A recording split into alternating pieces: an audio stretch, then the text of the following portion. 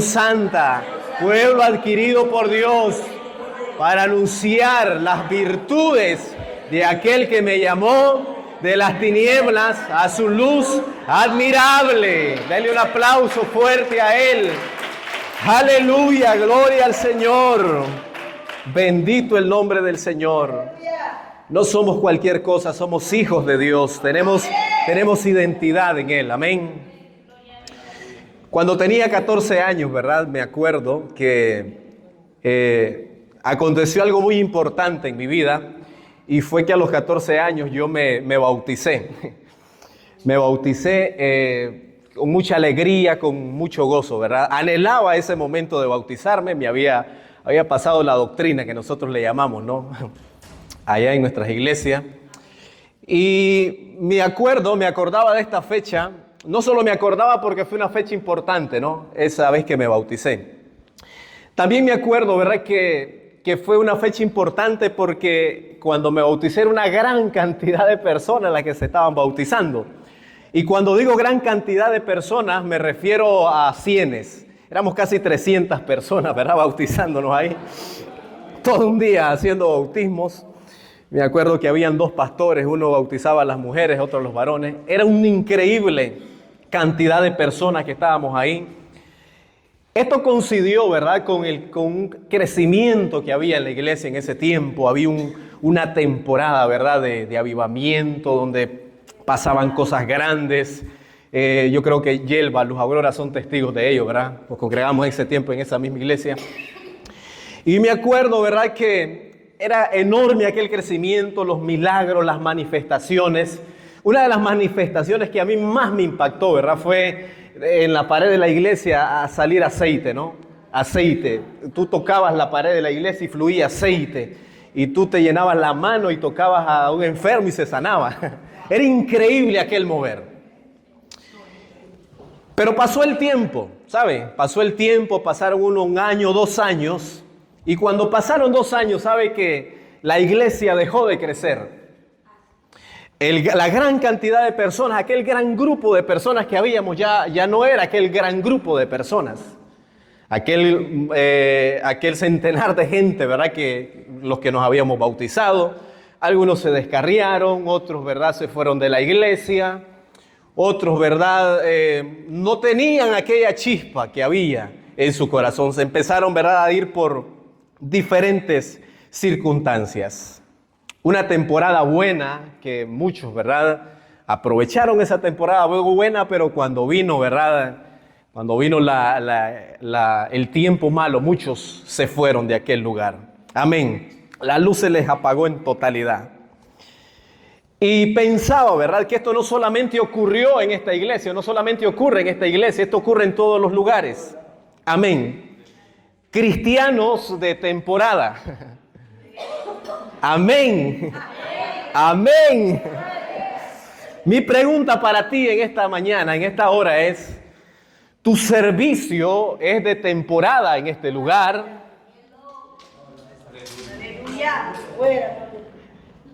Tu servicio al Señor depende de nada más una temporada para el Señor. Y no estoy hablando, ¿verdad?, del servicio aquí en la iglesia, de la temporada que tú estás aquí en la iglesia, ¿verdad? Porque muchos quizás estamos acá temporalmente en la iglesia. No estoy hablando de la temporada que puedas estar aquí en la iglesia. Estoy hablando del servicio al Señor en general. ¿Estarás pensando tú o estarás sintiendo algunos síntomas, algunas indicaciones que indiquen que ya estás a punto de renunciar? Habrán síntomas en tu corazón ahí que te están indicando que bueno, ya me detengo, ¿no? Quizás es el último ayuno que estoy en Monteoreb. Estoy sintiendo que ya no puedo más. Dijo la viuda aquella que se encontró Elías, es el último pan y yo me echo a morir. ¿Cuántos hoy se han levantado con esa mentalidad de decir, bueno, es que creo que ya es el último día, el último fin de semana que yo voy a la iglesia? Está terminando mi temporada en la iglesia. Aunque usted no lo crea, ¿verdad? Así hay mucha mentalidad de personas, de cristianos. Pero si tú has creído, ¿verdad?, en que ese es el evangelio de Cristo, ese no es el evangelio de Jesús. Si tu mentalidad es pensar que esto es temporal, que es una temporada que yo voy a trabajar en el servicio, una temporada que yo voy a servir en la iglesia, ese no es el evangelio de Jesús. El evangelio de Jesús indica y enseña que la senda de los justos es como la luz de la aurora, que va en aumento hasta que el día es perfecto. Amén. Amén. El líder Josué, dice la Biblia que Josué llega un momento en que va a ofrecer un discurso de despedida al pueblo. Se va a despedir Josué. Y dice la Biblia, ¿verdad?, que Josué empieza a hablar con aquel pueblo, porque aquel pueblo, a pesar de haber visto las manifestaciones del Señor, este pueblo que había sido testigo cómo Dios había hecho grandes manifestaciones allá en el desierto, allá en Egipto, en el desierto, en el Mar Rojo, dividiéndolo en dos. Josué parado, rodeando los muros de Jericó y los muros de Jericó cayéndose. Las conquistas que Dios le había dado a Josué y a todo este pueblo había sido testigo de las grandes manifestaciones del Señor. ¿Y sabe qué pasó en este momento? Josué, terminando el libro de Josué, el corazón del pueblo estaba dividido todavía. No he entrado a la prédica, ¿verdad? El corazón del pueblo estaba dividido. Una temporada con Dios y otra temporada con sus dioses paganos. Y Josué, un gran líder, un líder inteligente, se para y les dice: es el momento de escoger. Es el momento de la elección, es el momento de elegir. Aquí es hoy el momento de elegir. ¿Van a servir al Señor o van a servir a sus dioses? Elijan, escojan, pero yo y mi casa serviremos al Señor. Amén. Yo pregunto, ¿cuántos milagros, cuántas manifestaciones del Señor nosotros hemos visto en este lugar en el transcurso de nuestra vida? No solamente, ¿verdad?, este pueblo de Israel, nosotros hemos sido testigos, al menos yo hablo, ¿verdad?, por mí. Yo he sido testigo de las manifestaciones del Señor. En toda mi vida, en todos estos años, he visto al Señor. Mi corazón no puede estar, a estas alturas de la vida, mi corazón no puede estar dividido. Aquí no se tiene que venir a parar a alguien como yo, ¿verdad?, a decirles: bueno, escojan a quién van a servir. Amén. Yo y mi casa serviremos al Señor. Amén. Durante los minutos, ¿verdad?, próximos minutos, quiero hablarles bajo un tema que el Señor me ha regalado. Y el tema se llama la fe inquebrantable del creyente. Así se llama el tema de esta mañana, la fe inquebrantable del creyente. Y quiero que vaya conmigo al primer libro de Pedro, capítulo 5, versículo 6. Esa misma presencia que hemos sentido en la mañana, ¿verdad? Vamos a seguirla sintiendo. Gloria al Señor. Y a su nombre. Y a su nombre. Aleluya. A mí se me seca un poco la garganta, ¿verdad? Si alguien me puede traer un poquito de agua. Si no, me voy a quedar aquí. Gloria al Señor. Primera de Pedro, capítulo 5, versículo 6. Aleluya. Gracias, varón.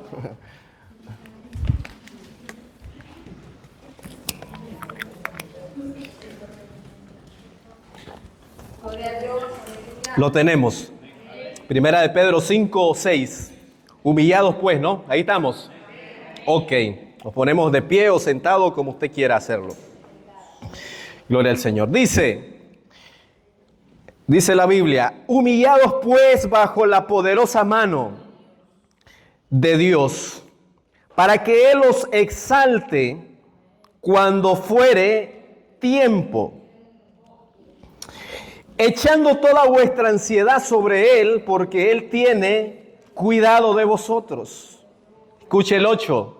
Sed sobrios y velad, porque vuestro adversario, el diablo, como león rugiente, anda alrededor buscando a quien devorar, al cual resistid, ¿cómo? Firmes en la fe, sabiendo que los mismos padecimientos se van cumpliendo en vuestros hermanos en todo el mundo.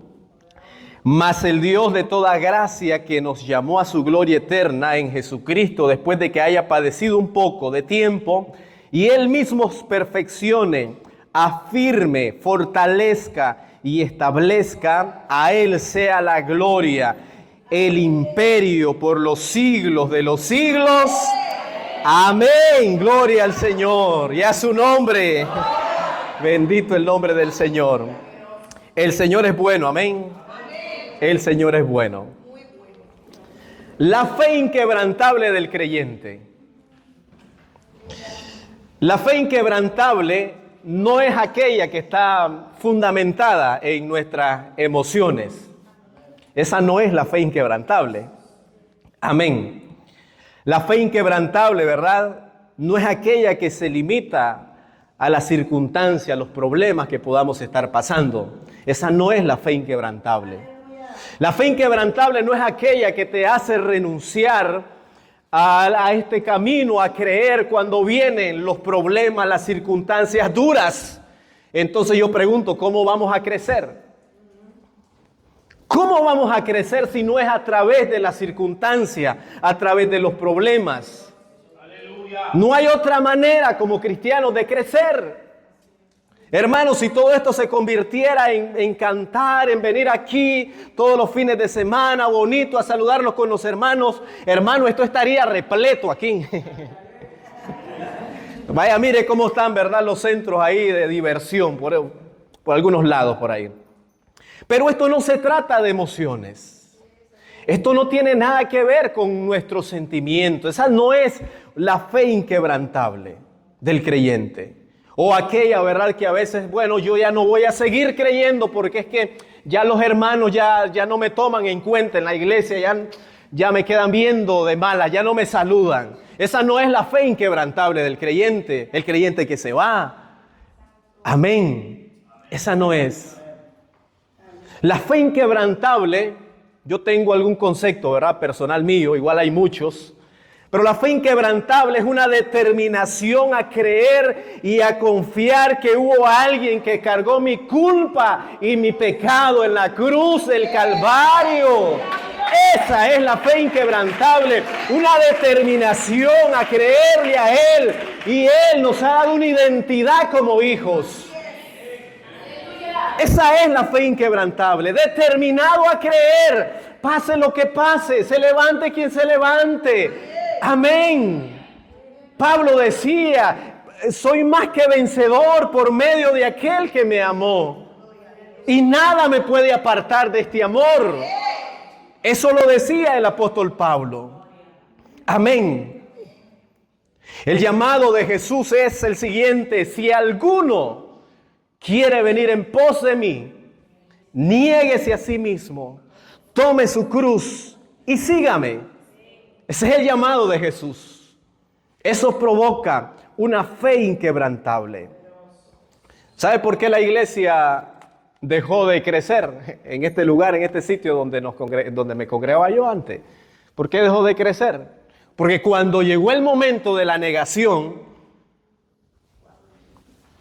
cuando llegó el momento de ir al otro nivel, muchos no estaban listos para ir a otro nivel.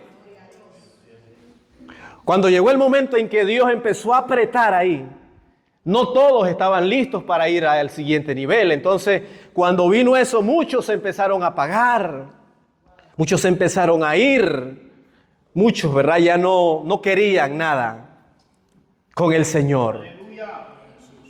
Los grandes avivamientos siempre fueron provocados por gente comprometida, por personas que siempre tuvieron una fe inquebrantable. Léalos, ahí están en la Biblia.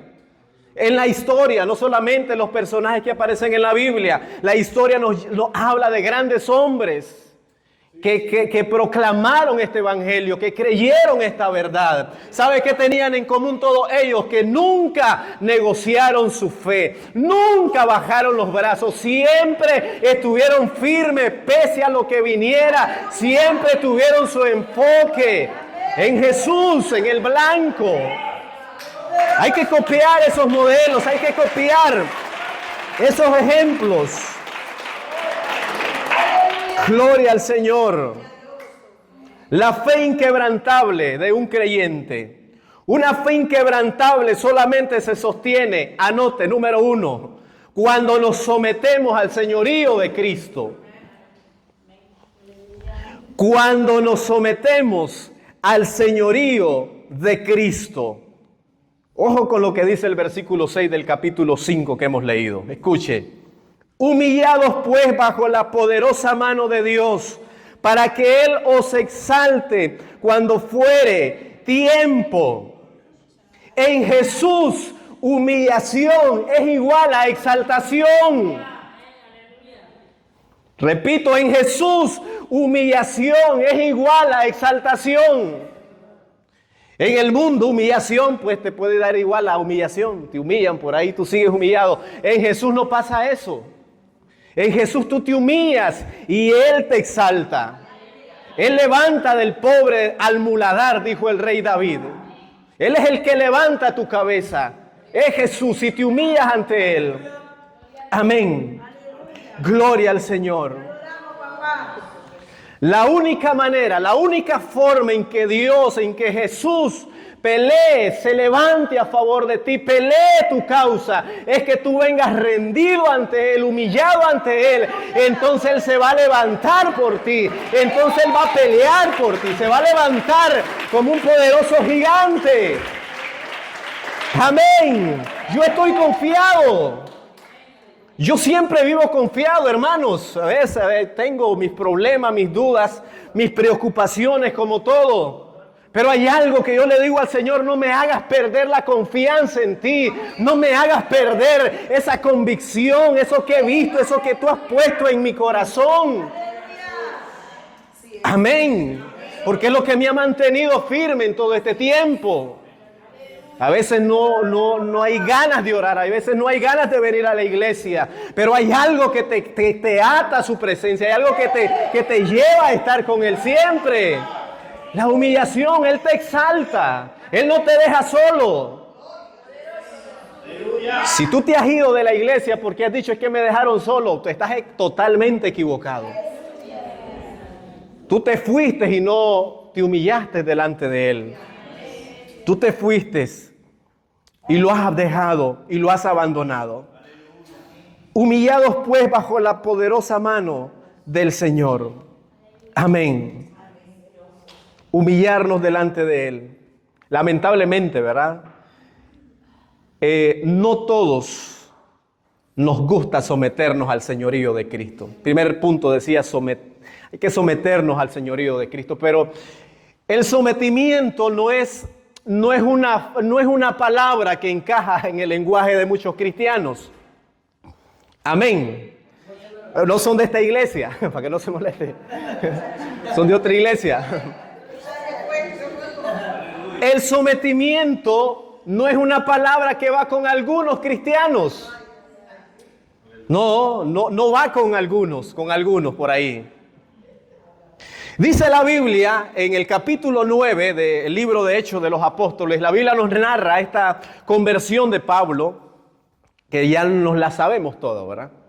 Pablo se había propuesto exterminar a los cristianos, a la iglesia. Pablo tenía una misión, tenía algo en su mente: dañar, destruir la iglesia, el avance del cristianismo. Él había sido testigo, ¿verdad?, de cómo habían apedreado al mártir Esteban.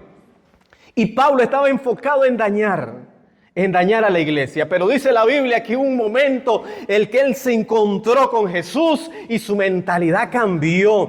Su voluntad tuvo que someterse al señorío de Cristo. El versículo 6 del capítulo 9 de Hechos de los Apóstoles dice que Pablo dice: ¿qué quieres que yo haga? Ahí el ego se le fue lejos a Pablo. Aquel ego, aquel hombre, ¿verdad? Aquel hombre prepotente, aquel hombre orgulloso. Cuando tiene este encuentro con Jesús, las palabras que salen de Pablo, la Biblia dice que estaba temeroso, lleno de miedo ahí delante de él. ¿Qué quieres que yo haga? Y el Señor le responde: levántate y vete y entra a la ciudad y se te dirá lo que debes hacer. Se te dirá lo que debes hacer. ¿Sabe que hay cristianos que se les está olvidando lo que deben hacer?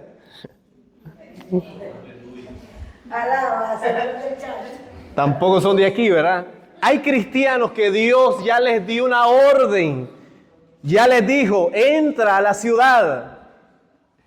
Entra a Monteoret y se te va a decir lo que debes hacer. Hay algunos hermanos que ya se les olvidó lo que el Señor les orientó que deben hacer. ¿Sabe qué? A Pablo no se le olvidó lo que Jesús le orientó que tenía que hacer. Sométete a mi voluntad. Usted ve a Pablo enfrentando a los grandes gobernantes, a los grandes hombres poderosos en aquel tiempo. A Nerón, aquel gobernador que quemaba a los cristianos. Pablo nunca tuvo miedo, nunca tuvo temor, pero ese éxito vino del sometimiento que Pablo había puesto delante de Jesús. Eso no fue de la noche a la mañana. Primero él tuvo que entender que dependía solamente del sometimiento a Dios. Amén. Gálatas 2:20 dice: con Cristo estoy juntamente crucificado y ya no vivo yo, mas Cristo vive en mí. Y lo que ahora vivo en la carne, lo vivo en la fe del Hijo de Dios, el cual me amó y se entregó por mí. Pablo sometido a la voluntad de Dios. Nos sometemos al señorío de Cristo. Ese es el primer punto que nos hará tener una fe inquebrantable. Someternos al señorío de Él. Jesús mismo, y Pablo escribe acerca sobre Jesús y dice: haya pues en vosotros, haya pues en ustedes, Monteoret, haya pues en ustedes este sentir que no solamente hubo en Pedro, en los apóstoles, en los discípulos, en Cristo también, dice: el cual siendo en forma de Dios, no estimó el ser igual a Dios como cosa a que aferrarse, sino que se despojó, dice la Biblia, a sí mismo tomando forma de siervo, hecho semejante a los hombres, y estando en la condición de hombre, se humilló a sí mismo, haciéndose obediente hasta la muerte de cruz.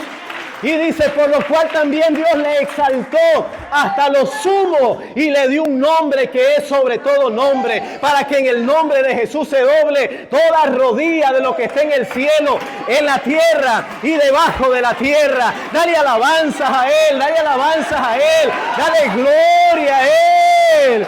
Sí, Señor,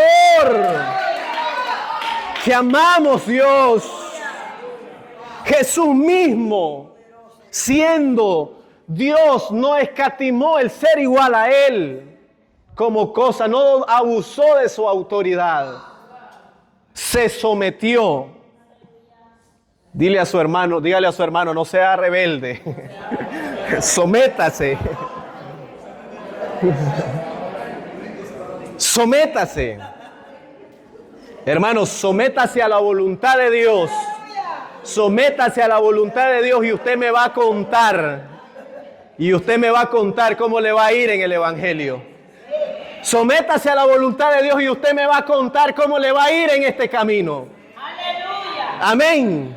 Pregúntele a los hermanos que tienen más tiempo de estar en la iglesia cuál ha sido la clave de su vida cristiana, el sometimiento a la voluntad de Dios. Los que no se dejan guiar por sus emociones. Amén. Nos sometemos al señorío de Cristo. Segundo punto, amén. A ver si llegamos. Segundo punto, una fe inquebrantable se sostiene también cuando aprendemos a descansar en Él. Cuando aprendemos a descansar en Él. Sigamos leyendo el capítulo que leíamos, capítulo 5. Dice el versículo 7, echando, estamos ahí, amén, echando toda vuestra ansiedad sobre Él, porque Él tiene, ¿qué tiene? Porque Él tiene cuidado de nosotros. Hay una traducción, la nueva traducción viviente dice: pongan todas sus preocupaciones y ansiedades en las manos de Dios, porque Él cuida de ustedes. ¡Aleluya! Todas tus preocupaciones en las manos de Él. Él es nuestro mejor seguro de vida. En las manos de Él estamos seguros. Una de las cosas o dos de las cosas que siempre nos vuelven un poco vulnerables, ¿no? Son las preocupaciones y la ansiedad, ¿no? Yo creo que aquí no hay nadie que no se preocupe. Y si hay alguien que no se preocupa, pues creo que pues será alguna máquina que esté entre nosotros ahí. Una IA. Todos nos preocupamos.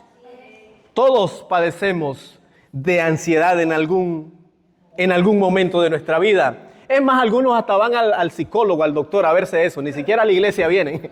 Ni siquiera a pedir oración vienen. Ya la iglesia lo dejan como última instancia. Voy a ir donde el hermanadoris que ore por mí, que estoy un poco preocupado, estoy con ansiedad. Y ya te has gastado casi todo tu dinero en los doctores, en los médicos. Amén. La Biblia dice que tenemos que aprender a descansar en Él. ¿Sabe qué dice la Biblia? Que cuando David pasó un episodio de esto, dice la Biblia que David escribe el Salmo 121 y dice: alzaré mis ojos a los montes, ¿de dónde vendrá mi socorro? Mi socorro viene de Jehová, que hizo los cielos y la tierra. ¿Sabe qué está diciendo David? Alzo mis ojos a los montes, y de los montes no viene mi socorro, de las montañas no viene mi socorro. Mi socorro viene del que hizo la montaña, mi socorro viene de Jehová, el que hizo los cielos y la tierra. Nuestro socorro no viene de otro lugar más que de Él. No viene de las montañas, no viene de los montes, dijo David. De ahí no viene mi socorro. Iglesia, nuestro socorro viene de Él, porque Él cuida de nosotros. Melissa, Él cuida de ti, Melissa. Él cuida de ti. Ginette, Él cuida de ti. Marlene, Anabel, pastor, Dios cuida de ti, pastor. Alejandro, Dios cuida de ti. Felicidades, varón. Felicitamos. Dios cuida de ti. Él cuida de nosotros porque vamos a temer. David dijo: aunque un ejército se levante contra mí, no temeré. Aunque a mí se levante guerra, yo estaré confiado. ¿Usted cree que esas palabras venían de un cristiano ahí medio blandengue, no? Para que David pudiera expresar estas palabras es que David había aprendido a descansar en el Señor. Nos hace falta descansar en Él. Amén. ¿Cuántos quieren tener una fe inquebrantable? Una fe que no se doble, una fe que no se doblegue. La Biblia dice en el Evangelio de Mateo: vengan a mí todos los cargados, los trabajados, que yo les voy a dar descanso. Descansen en el Señor, hermano. Descansen en Él, descansen en sus brazos. Sus brazos están abiertos para llevarse nuestras preocupaciones.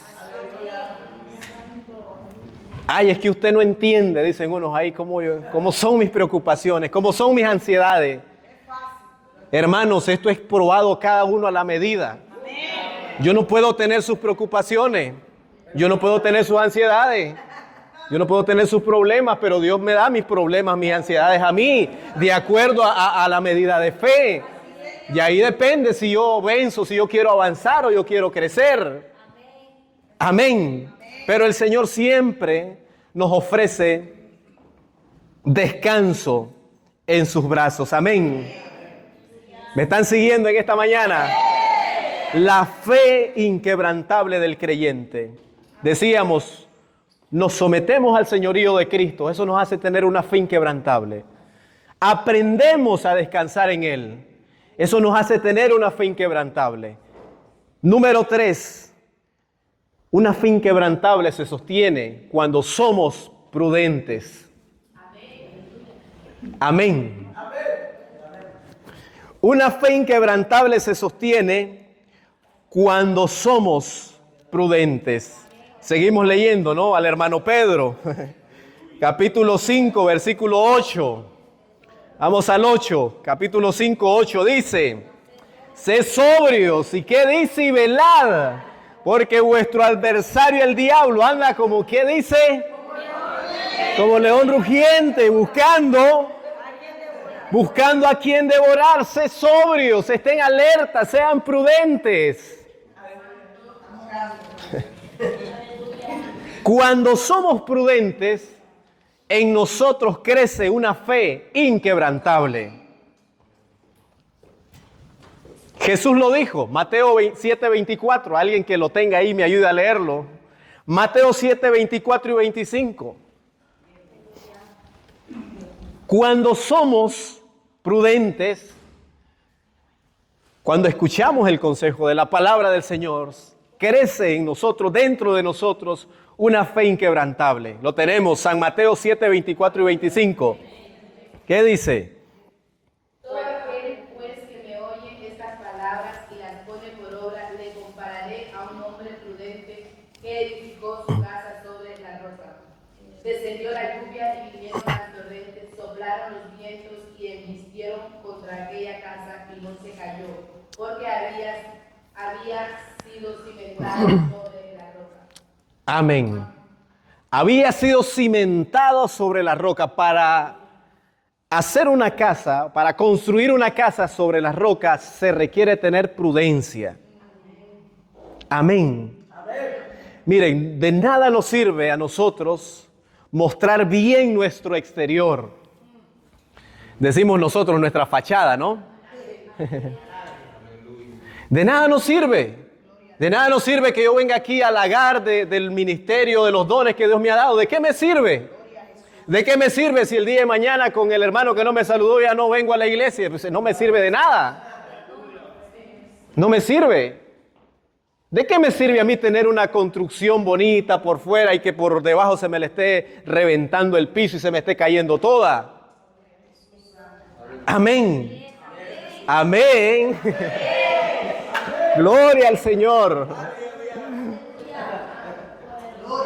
Tenemos que ser prudentes, tenemos que saber edificar nuestra vida cristiana. Amén. No tenemos que edificar, yo lo decía, nuestra vida cristiana no puede estar siendo edificada sobre nuestras emociones, sobre lo que nosotros sentimos. No, nuestra vida cristiana tiene que ser edificada desde la convicción, desde el compromiso, de entender que Dios nos ha llamado, nos ha hecho un llamado a cada uno de nosotros. ¿Por qué?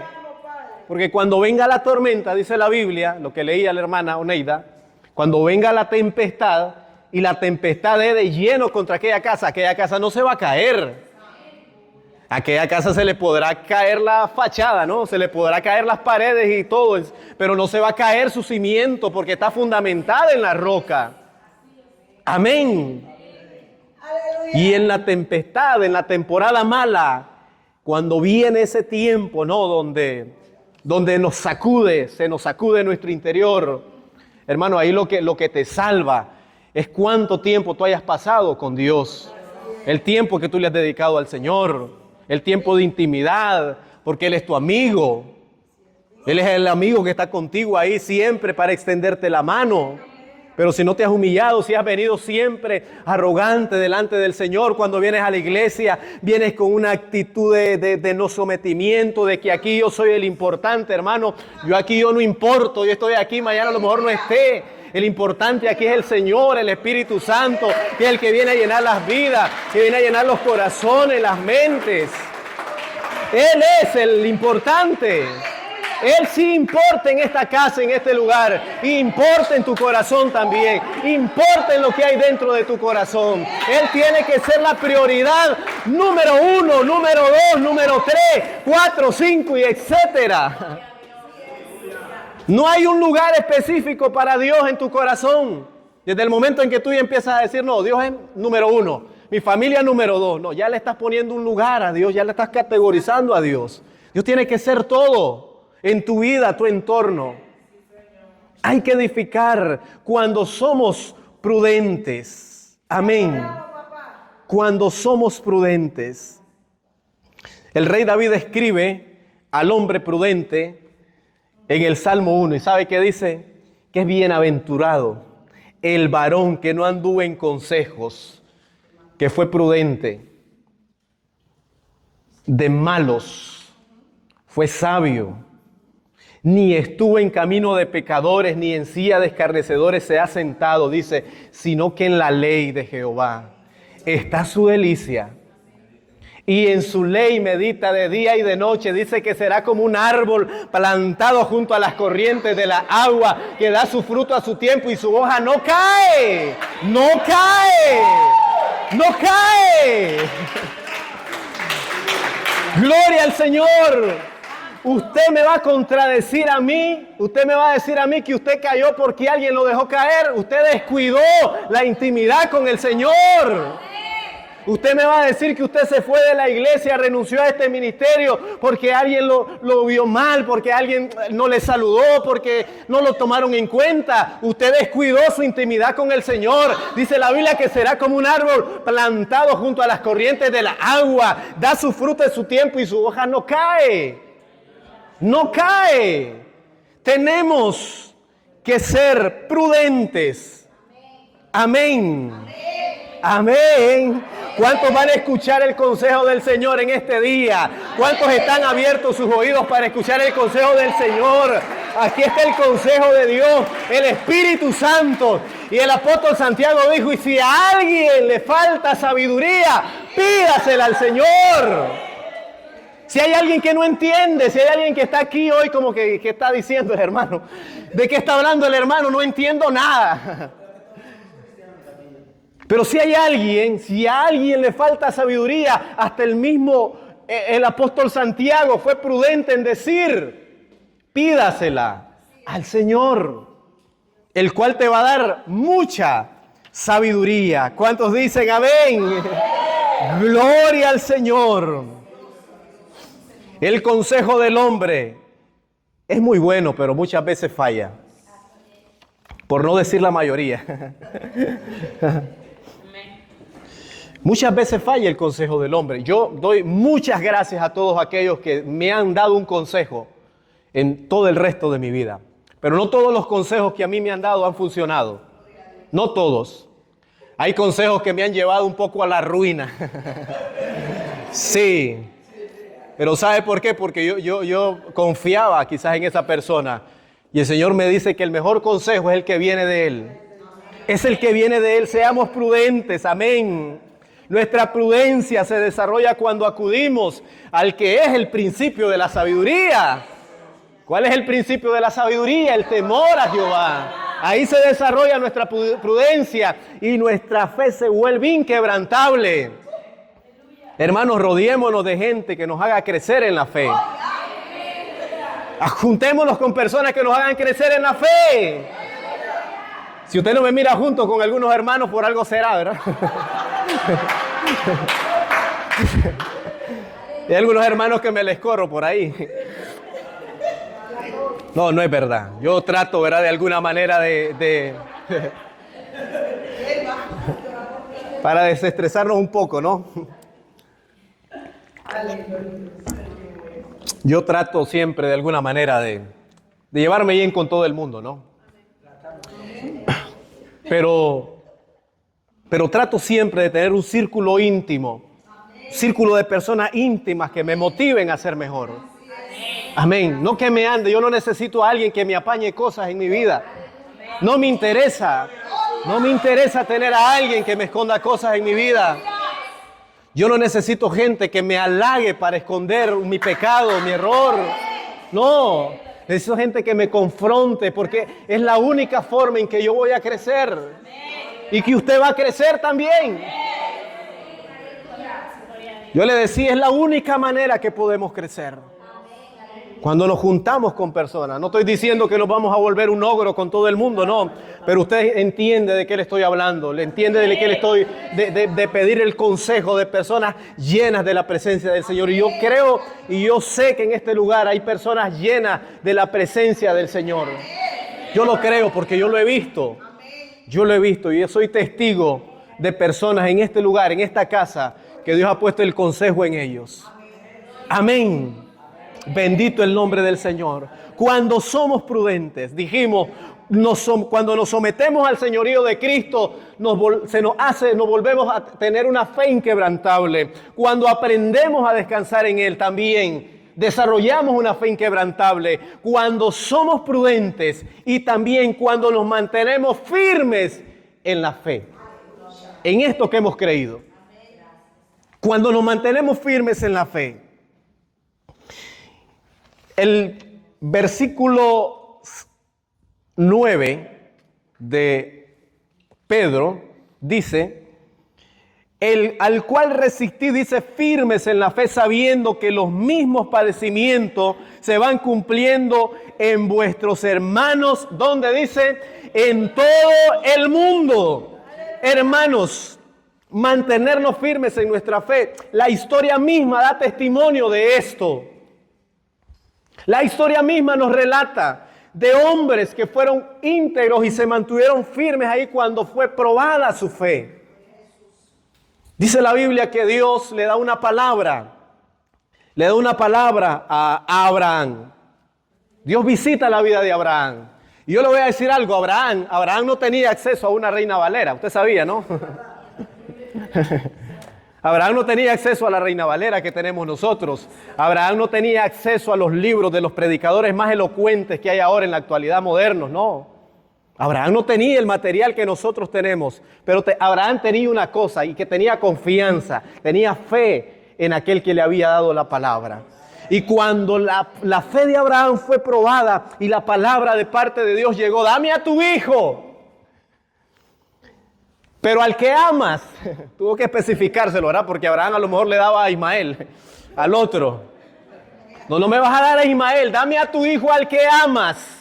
A ese me vas a dar, al que amas.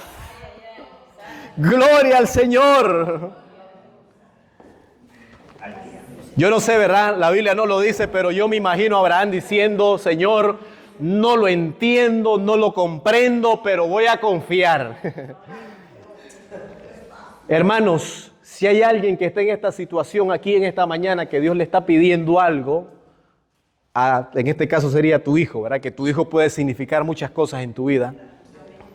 Usted dígale, Señor, yo no lo entiendo, no entiendo esto, pero voy a confiar. Moisés está parado frente al Mar Rojo. Ahí había visto las maravillas igual que Josué, ¿no? Cómo Dios se había manifestado. ¿Qué tienes en tu mano? Moisés tenía una vara. No sé si Moisés en algún momento dudó de aquello que abrir aquel mar, ¿no? Pero Moisés dijo, yo voy a confiar. Se mantuvo firme en lo que había visto, en lo que había creído. Caleb, habían pasado más de 40 años que Dios le había dado una promesa a través de Moisés.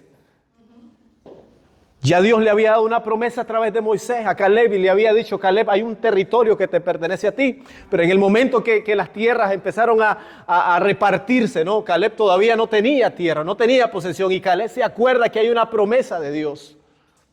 Caleb se acuerda que hay una promesa, 40 años, hermano, 40 años.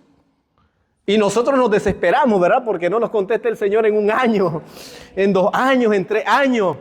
Y ya nosotros no dejamos de orar, dejamos de creer. 40 años había pasado Caleb esperando, pero Caleb había sido testigo también de todas aquellas manifestaciones. Y si el Señor abrió el Mar Rojo, y si el Señor nos hizo tomar posesión de esta tierra que fluye leche y miel, y nos entregó a los gigantes, ¿por qué Dios no me va a dar lo que me ha prometido? ¿Por qué Dios no me va a dar esa tierra? Dame ese monte, dice Caleb, que yo lo voy a conquistar. Se mantuvo firme en la fe, en lo que él había creído. Elías se encuentra ahí, ¿verdad? Frente a los profetas de Baales, ahí en aquella condición, solo yo he quedado.